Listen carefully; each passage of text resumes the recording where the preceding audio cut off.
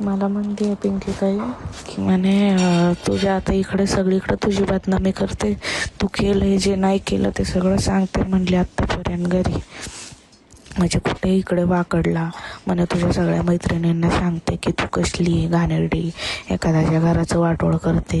माझ्या शशांक सोबत पण कधी लॉयल नव्हतीस तू, असं तसं तू फालतू आहे, तू घाणेरडी आहे. आणि घाण शिव्या द्यायला लागली, पप्पांना काही पण बोलायला लागली, मम्मीला काही पण बोलायला लागली. नुसतं अगं लय गं काय सांगू तुला. मगाशी पप्पा आणि मम्मी बसले होते म्हणून मला काही बोलता आलं नाही तुझ्याशी. दाजी बघत होते मला मारताना आणि त्यानंतर त्यांनी पण माझ्यावर हात उचललं आणि हे त्यांनाही खरं वाटलेलं आहे. त्यामुळे मी ठरवलं की मी डिवोर्स देणार आहे त्या माणसाला. आणि मी सांगितले पप्पांना पण. पप्पा म्हटले आपण करू ह्याच्यावर विचार म्हणून आपण ते आल्यावर.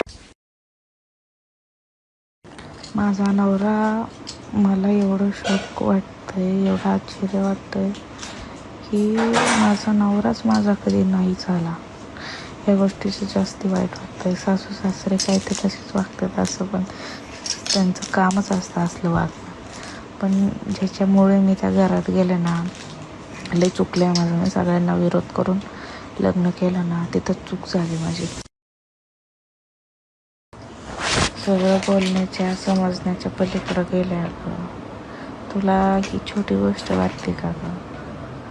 हे ना मीही माझ्या आयुष्यात कधी इमॅजिन पण नव्हतं केलं. आणि ती इतकी घाण बोलली आहे ना, मला शिव्या शाप दिले का अक्षरशः त्या माणसाने.